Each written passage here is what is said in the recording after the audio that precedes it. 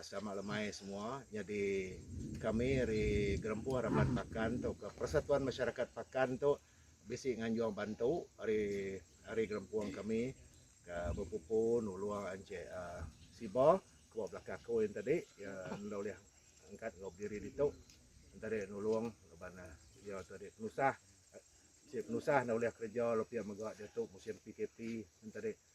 sama ngo injo bukai perhatian megak bakal ngau kami ditu besi upai ikut 3 ikut kami ditu encik Juni kumpul jernang ngau encik Alexan hari exco AJK Gerempu Harapan Pakan tadi ngatai kami minta tadi bisi dalam gambar aku dah sebutnya dia tadi tadi dalam bentuk mata duit bisi bentuk makai pan bisi megak jadi ngau tu boleh ngeringan ke nama penghidup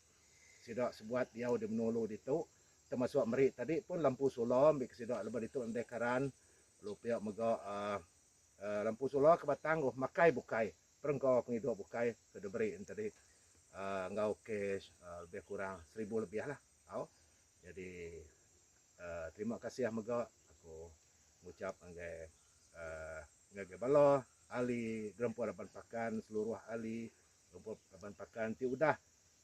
perhatian yang tadi tu udah sino ke sidak sebilik tu di menua buku pakan tu boleh ngeringan kemimiat penghidup sidak jadi ngarap ke orang bukai pan boleh agak mantuk ke sidak tu kena ke dia tu dunia dia tu kita nemu dunia penyakit dia tu jadi kami JRP sekali lagi lah beri besar terima kasih ya ngagai ahli ke uliah mantu encik Siba tu. Okey, terima kasih.